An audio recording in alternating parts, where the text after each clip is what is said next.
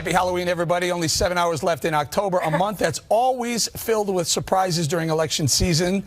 And this October was something for the history books. Democrats are now in an all-out panic after the FBI's 11th hour announcement on Friday. Hillary and all of her allies are singing from the same playbook, heaping blame on Director Jim Comey for the mess she's responsible for. I'm sure a lot of you may be asking what this new email story is about and why in the world the FBI would decide to jump into an election with no evidence of any wrongdoing with just days to go.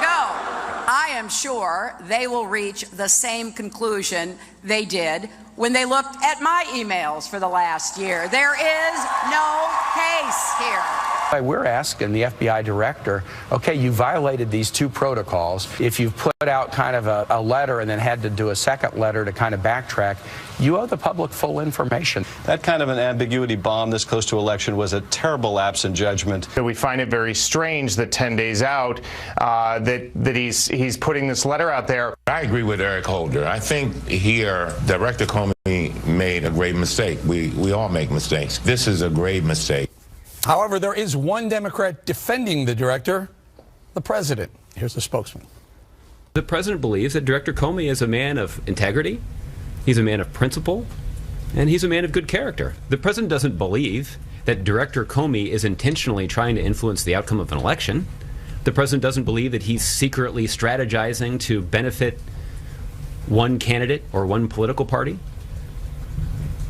He's in a tough spot, and he's the one who will be in a position to defend his actions in the face of significant criticism. All right, KG, so in one comment, the president takes the legs out of the last 72 hours of Hillary Clinton's campaign, I don't know, bashing of James Comey. It's getting awkward on Halloween because that validates essentially that Comey went forward to make this statement. When you have the President of the United States saying, I'm standing by my guy, he's a man of character and integrity, to me, that's a blow to the Clinton campaign. If I was running her campaign, I would not be happy to hear that because that's the lead today coming out of that press conference. That's the line that everybody's been talking about. Yeah. How does this play forward? I mean, she literally said, no, everything is out there. Hey, go ahead, FBI, release all these. Be careful what you wish for. Well, the thing is that that's what everybody's been saying for 2 years. Release everything. And then her team slow-walked it for so long. So the timing, yes, unfortunate for the Democrats, but I feel like they kind of have no one to blame but themselves. I thought what Josh Earnest did today was, one, the presidential thing to do, right, if you are the President of the United States. I also think that it shows a big difference between how Hillary Clinton's instincts lead her to attack somebody, where Barack Obama said, don't attack him, just don't worry about it. Like, the election's fine. We're going to be fine. They'll let him do his investigation and not be panicked about it. And how does it play going forward? Obviously, the polls were tightening in the last week. We saw that with our own poll, the Fox News poll, where it was +7 down to +3. And just before we came to air, Larry Sabato at University of Virginia changed back 3 states. They had been toss-up, and then he moved them to lean Democrat, and now they are back to toss-up just within 3 days. And those 3 states are very important: Florida, Arizona, and Iowa. Right. So. Right. That might help them. One, on the left, there's a collective freak out going on. If you watch enough news, you'll see pundit after pundit say, oh, it's unbelievable, Comey's in the tank. Carville almost started crying on MSNBC that Comey's in the tank with the Republicans in Congress. Sorry. I haven't seen that guy that apoplectic in years. I'm sorry I missed that. That would have been entertaining. But I don't think that there's a freak out. To the contrary, I think what you see is that, and this is what the Clinton campaign is saying, they feel like it has energized their base. Right. That their base now feels like, something wrong here is happening, that the establishment is rigging it, if you will, against Hillary Clinton. God. And so they're saying, hey, what we saw on Saturday was record volunteer turnout and record fundraising. Those are hard numbers. Yeah. So, I mean, it sounds to me like, grievance plays well in a populist election. At the moment, the Democrats feel aggrieved. And as for what Josh Earnest said, I think Dana is so on target. You know what? He played the presidential card. He was like above the fray, forget the static. What he said was he didn't defend and he didn't oppose what Jim Comey did. He simply said Jim Comey's a good man. Exactly opposite to what Hillary Clinton has been saying for 72 hours. No, of course it is. It's not, because Jim Comey's going to have to defend this era. Hillary Clinton said that he brought this, he reopened or re-examined her email scandal based on nothing, no new evidence. That's true. Everybody agrees that they didn't have a warrant. That's not what. What Jim Ernest Comey said. Let's go over the record for just a second. emails. What Jim Comey did was he did not have a warrant. His agents had not reviewed these documents. All he knew was that the agents investigating what was going on with Anthony Weiner said, oh, there are some emails here that may be relevant to the Clinton investigation.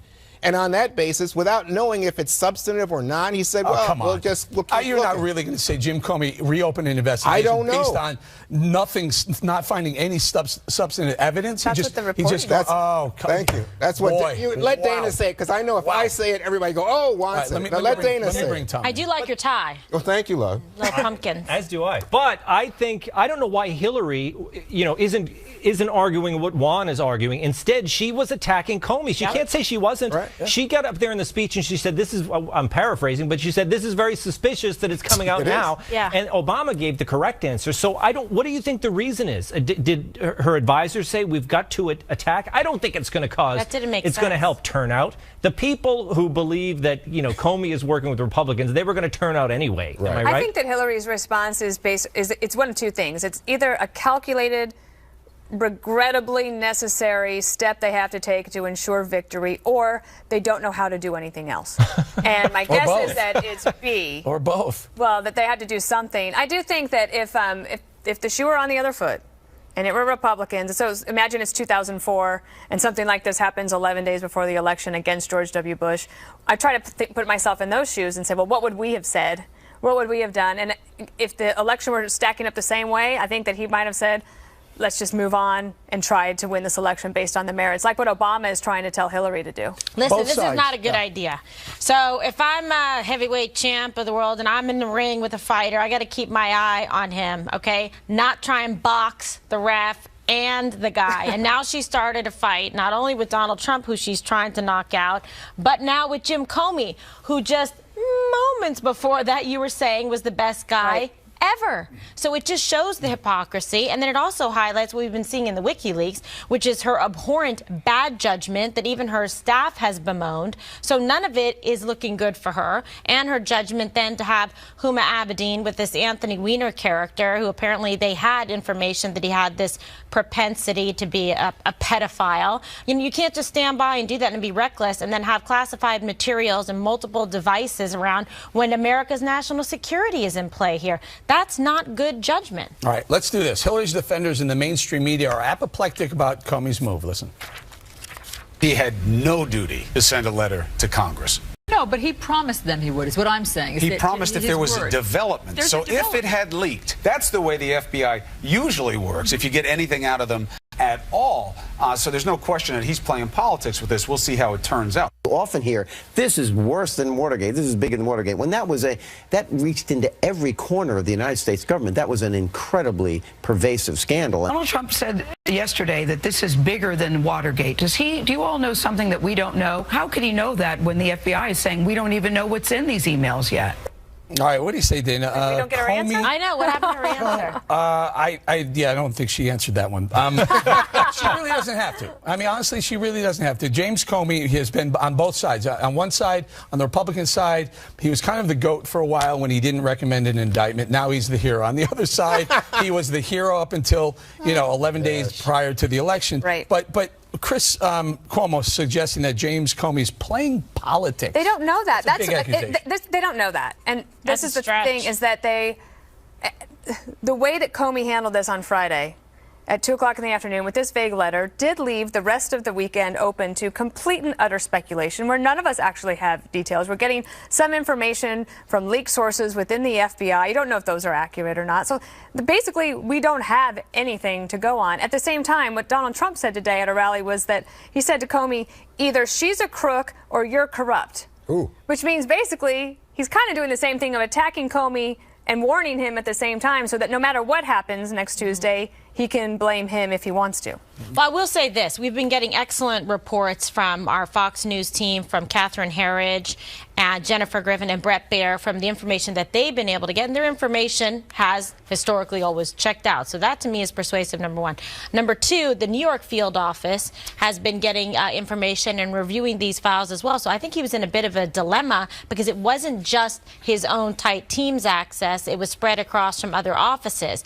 That being the case, the letter did say that he believed the information was consistent with the email investigation. So once they saw that it wasn't just stuff involving sexting, that there was overlap, and then when you do the metadata search, you see that it actually goes back to that Clinton.com, her private email, then it does become relevant. And then you have an obligation to show, is it probative and is there information there? Look, Bob Goodlatte, who's the top Republican on House Judiciary, he said he spoke with Comey over the weekend. Comey told him that he doesn't know if there's any classified information among the classified, but that's not the only type of evidence they may have. That's the key point. Was there classified information? And let me just finish. If there's pay-to-pay and corruption on those emails, that's absolutely. But that's fine. But that's total speculation. The question from the previous investigation was about classified information. The second thing to say here is that it's unusual when you see the Wall Street Journal and the New York Times and the Washington Post agree on anything. All of them this weekend said Jim Comey should provide more information when he enters into a charge like this at the last minute. And finally, you know, you have, I think it's, how many former Justice Department officials, Republican and Democrat, saying what Jim Comey did is not in keeping with policy from the Justice Department. We know that Loretta Lynch, the Attorney General, told him this is not the way to do business. You will politicize the FBI. And finally, Richard Painter, who was a top Bush administration official for ethics. People who were never going to vote for Donald Trump. I don't care if you vote or not. Richard Painter is not a political person. But Alberto Gonzalez was for Trump. But he's not. I mean, yeah, he was pretty close. I'm not positive of that. I'd push back a little bit on that. But here's one thought. Call us. Juan points out that Comey didn't have the information at his disposal. But the agent certainly did. There were a lot of FBI agents who said, we have a lot here, boss. You may want to reopen this investigation. And I believe that great agents should be heard. Exactly. And what, you know, A.G. Lynch, I thought she washed her hands of it. Do you remember when she came out and she said, yes, she said, we're going to let the FBI take this. And she says, you know, I have nothing to do with this because she was caught on the runway that time. And now she's back in. You know, she shouldn't be commenting at all. We got to go, but I just want to point out, KG was starting to eat some candy before we went to break. I was just opening it to get it ready to finish a Twizzler. Election Day is 1 week from tomorrow. There's only one channel to get fair and balanced information on November 8th. Tune in to Fox News next Tuesday and ahead right here. This weekend, the feds got a warrant to start sifting through 650,000 emails on Anthony Weiner's laptop. An intelligence source tells Fox News it's a virtual certainty that new Clinton records are on that computer and likely contain classified information. More now with our chief intelligence correspondent, Catherine Herridge. She is live in Washington. Can you bring us up to speed on the latest, Catherine? Well, sure, Dana. At this hour, the FBI has begun the process of sifting through these emails. They've had forensic specialists and analysts develop a program specifically for this task, and it has specific parameters, just as examples, names or email addresses, that allows them to take this huge universe of data and create a small pool of data. But it was emphasized to me that if they find any records that are new or even partials of emails that were previously provided to the State Department, there will be a second step, and that's sort of the time-consuming manual step. They call it eyes on. That's when they physically review the record, and if they think there's intelligence that may be classified, they then have to send the email out to the agency that generated the information, because they will have final say on classification at the time it was sent or received by the server and then held on Anthony Weiner's laptop computer. All right, we're going to take it around the table and start with Kimberly. Excellent job with the reporting, Catherine. I really enjoyed getting your emails, as I know everyone does. So tell us about the backstory on this. It's quite interesting in terms of the amount of time that has passed since when they first determined that this information was out there, and then the world heard about it on Friday. Well, thanks for that question. So just to take people back to September, there was a subpoena issued in the Anthony Weiner sexting case, and it required him to provide his electronic devices to an FBI team in New York. They started going through that device in late September, and they started getting some hits for Huma Abedin emails, and they didn't think that much about it at the time because it was a device in the family home. And then they started to search further, and they started to see records associated with the Clinton server address. They then had to get an additional authority. I know you know how that works, because it wasn't the original tasking, to dig a little deeper on the metadata, and that's when they found these multiple hits for state.gov records and then hits associated with the Clinton server address. So this brings us to early October, and it was at that time our contacts say that senior leadership at FBI here in Washington was alerted to the existence of the laptop and also the records that may be relevant to the Clinton case. It is not clear to me at this point whether the 3 weeks that lapsed from early October, when the FBI director and his deputy, Andrew McCabe, were notified to the letter Friday to Congress, whether there was any unnecessary delay or that simply reflects sort of the bureaucracy and the process to get all the evidence together and to get it in sort of a clean fashion, if you will. All right, Juan. Catherine, as I understand it, these emails go back 3 years. Is that correct? What we know from the reporting of my colleague Brett Baer is he has a contact who's close to Anthony Weiner's legal team, that they think the records got on the computer because when they backed up Huma Abedin's smartphone contact list, it backed up the entire device as well as the email records. And there does appear to be a gap in the data. It seems to stop about 3 or 4 years ago. But it pretty much would cover the period when Huma Abedin was at the State Department and working directly for then Secretary Hillary Clinton. So the follow-up to that is then, does that suggest that it would be redundant with documents already reviewed by the FBI? That's, you know, that really, Juan, goes to the heart of this whole thing. How many records on this computer were already provided in the State Department and FBI searches, and how many of them are new and how many of them are what they call partials? So in other words, and I'm sure you've looked at some of these records online, you'll see an email and then you'll see a new release of emails and you'll think that kind of looks familiar to me, but a little different, and that's because there's another response or another forward on that email chain that was not provided initially. It's kind of complicated, but that's the heart of it. Are they new? Are they duplicates? Or are they partials of what was already provided? Eric. Catherine, real quick, 3 quick ones. Can you answer them very quickly? Is there any indication that the 33,000 missing emails may be part of the 650,000 they found? I don't know that at this point. Okay. Was this file really found? It's been reported it's been found in a file named by someone, Huma or Anthony, as quote-unquote insurance? Oh, wow. I wish I knew the answer to that one. Okay, last one. Is there any indication Anthony Weiner has turned over any information or is cooperating as part of a deal with the FBI? Our understanding is that he is working with the FBI, but he has not been interviewed by the FBI, and I certainly wouldn't characterize it as cooperating in the sense that he's cut a deal with them at this point. Thank you. All right, last question to Tom. Catherine, this is Anthony Weiner. Any indication as to how many of the emails contain the phrase, "What are you wearing"? Poor Catherine. I don't know if that's one of the FBI search terms. I have a real question. No, this is a real question. Must be that seat. I have a serious question. Who do they go to when they have to expand the probe? They just find a judge? How do you go judge shopping? Who gets to decide? No, you can't go judge shopping really, but you've got an expert right at the table with you. You have to go through, the courts typically to get the authorization to get what amounts to really a new warrant, because they had permission to search for a very narrow set of data related to child pornography and the sexting case. But when they found the emails related to the Clinton case based here in Washington, they had to get a whole new set of authorities. My understanding is that it would have been done through the court, because if they don't do that, then the defense can make the argument that the material was not obtained legally. Yeah. Legally, thank you. There's your legal expert right there for me. That is the word of the hour, legally. Thank you so much, Catherine. We appreciate you being here. So is Attorney General Loretta Lynch protecting Hillary Clinton? We know she tried to stop Comey from going public on these latest developments, but now new reports that the DOJ tried to stop an investigation. Attorney General Loretta Lynch didn't want her FBI director to make it public that he was investigating Hillary Clinton again. She warned Jim Comey not to send that letter to Congress, but he didn't listen to his boss. The Justice Department didn't only try to suppress that announcement, we're learning it also ordered the FBI to scale back its investigation of the Clinton Foundation. Apparently, agents spent the last year looking into claims the Clintons were trading access for donations to their charity.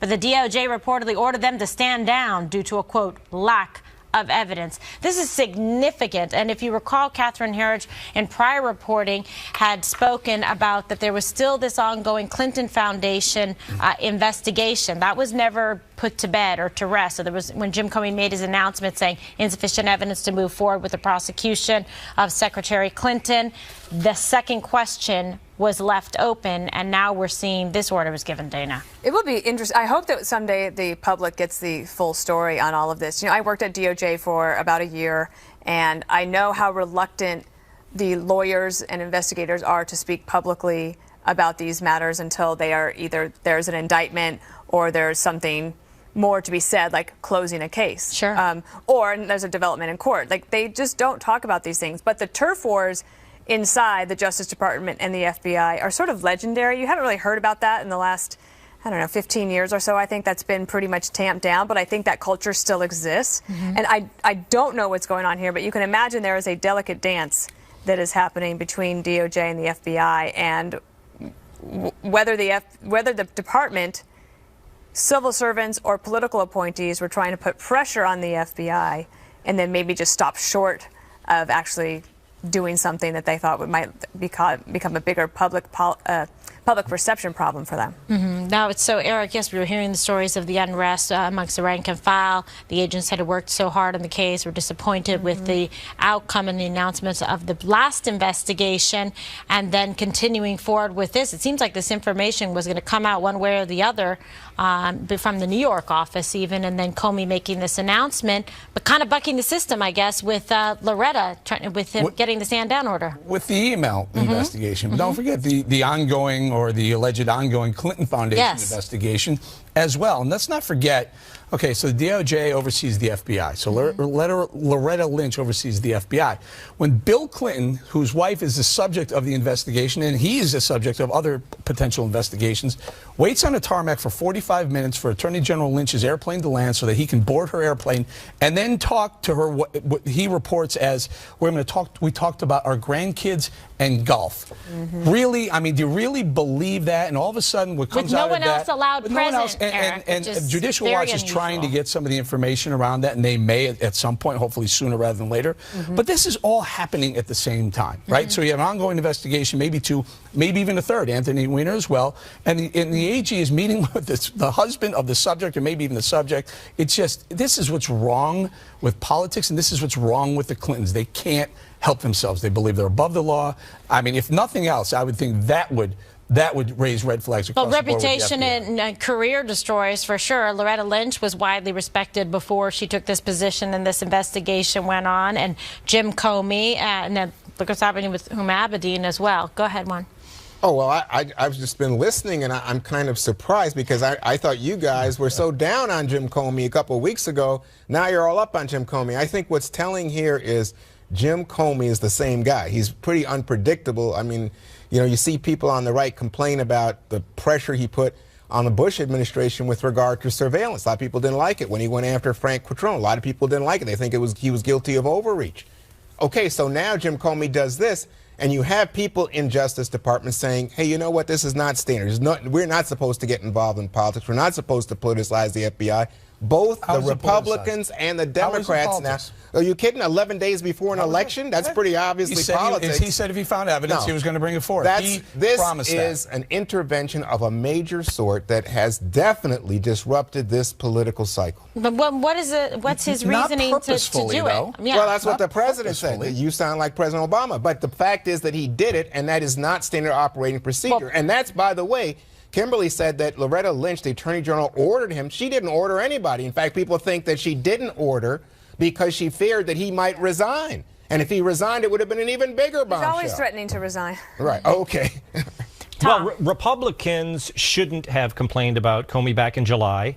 Democrats shouldn't be complaining about him now. Even just politically, it doesn't make sense. Republicans had enough. Comey said he explained so many things that Hillary Clinton did wrong. Republicans should have not attacked Comey. They should have come out and said, let's look at what he said, and then listed the 400 things that he said that are, an indictment of Clinton. And basically saying they did that too. Trey Gowdy did that. They should have spent all their time, because all the time they spent attacking Comey was a waste. Well, I think that's the seedbed of his error. Instead of simply saying we've made a decision, here it is, he explained it and said, here's where I found her at fault. Unless and didn't they indict. found new evidence, Juan. No, but unless listen, he found 11 compelling new evidence. And he has not found any. So if there's compelling new evidence, tell us. In your world, he has should, zero. In your world, he should take this new evidence that he just finds. He should put it in his pocket until Where November is the 9th. evidence? He, by his own admission, has no evidence. It's just that there's emails in this in the middle computer. of an investigation. You can't turn over what you have as partial evidence. As, hey, look at this little thing we found. We're still working on it. They're still working at it, but they don't have anything, and they're telling the American people suspect one candidate. That's unfair. And President Obama, I would never defend somebody who was doing something wrong. With stuff, and you'll still say if she had something red-handed, I'd say go, Eric. But Eric, she got zip. Clearly, Comey's not going to take a chance on his career, in his life, in his legacy, if he has nothing. Well, guess what? The Republicans went like crazed dogs after Comey back in July, didn't they? And I got two here. Going to put the hose on them. All right. In light of these developments, should Democrats reconsider their support of Hillary Clinton? Some are, and one in particular, longtime backer, has him next. That is so wrong. Welcome back. Most Democrats who backed Secretary Clinton from the start have not wavered, despite the numerous scandals that have plagued her candidacy. We're here today with someone who gets up every single day and fights for us. Someone who has spent her life fighting for children, spent her life fighting for women, spent her life fighting for families. Hillary Clinton fights for us. Hillary doesn't play. She has more experience and exposure to the presidency than any candidate in our lifetime. Hillary is maybe the most prepared person to run to be president of the United States of America. She knows what we need to do. You've got somebody who is as qualified as has ever run for the presidency, Hillary Rodham Clinton. Doug Schoen was among them, but the former pollster for President Clinton tells Fox News he's not sure he can vote for Hillary now. If the Secretary of State wins, we will have a president under criminal investigation, with Huma Abedin under investigation, the Secretary of State, the president-elect, should she win, under investigation, Harris. Under these circumstances, I am actively reassessing my support. Harris, I'm deeply concerned that we will have a constitutional crisis if she's elected. Wow. I want to learn more this week, see what we see. So, Tom, you see what Doug Schoen said, and then, of course, I read a piece, I think it was by John Cass, who said, you know what, Democrats should just push Hillary aside and have Tim Kaine as the candidate. What do you think? Well, look, I mean, the Democrats, we forget how divided they were back, with the Bernie folks. A lot of Democrats don't like Hillary, and no, they don't want to spend the next 4 years with, questions hanging over. I don't think it's a serious thing, Hillary stepping aside, and no one thinks she would ever do that anyway. But I think we talk a lot about the fracture in the Republican Party now, and obviously that's out front. Everyone knows what's going on in the Republican Party. Yes, but there is a fracture in the Democrat Party that is coming. Yep. And it's the Bernie bros and the kind of socialists, the socialist wing of the party isn't happy. They don't like the Clintons. They don't like the way the Democratic Party has gone. And so there's a coming rift in that party as well. I think that's Bernie exactly got robbed. Well, that was rigged too. Okay. Well, it's true. Well, I don't think so, but I it's listen in emails. To you. Let's make sure Debbie Wasserman Schultz and Sheamus and everyone are all aligned to lock it in for Hillary to get the nomination. I'm just saying. Okay. Well, Dana, but over the weekend, despite what we heard from Doug, it did not appear in the polls that there'd been any loss of Democratic support for Clinton. Hard to tell. Actually, there's been 3 national polls that since the news came out, those haven't shown any movement, but there was a Washington Post ABC poll that showed that there was like a third of the Democrats they polled were like, I don't know, I'm like not comfortable with this. But remember also that about 20% of the vote has already taken place. So that's why there's early voting in a lot of states. Nevada is one of them. That's where she seems to be doing well. He's doing very well in Florida. North Carolina seems to be where she's up a little bit. There is no early voting in New Hampshire, Pennsylvania, or like sort of the northeastern states. So we'll have to wait and see. I do wonder, though, about something that was said earlier at the table. Does this decrease turnout for Democrats or make sure that they turn out because they're going to be worried that she could actually lose because they were getting a little too cocky a couple of weeks ago talking about transition periods? Yeah. Now, if they thought that they didn't have to come out to vote, are they going to be more motivated to get out and have, have the apparatus to do that? That's what Robbie Mook was saying. So now, Eric, when you look at these numbers, you see that not only is it the case that I don't think the polls show much movement, but you still have President Obama, Michelle Obama, Elizabeth Warren that we saw. I even heard that in Ohio, Jay-Z is giving away free concert tickets to people who register. Oh, my gosh. Yeah. You know what they say? What? Once you lose Doug Schoen. That's it? That's it. I think that was significant.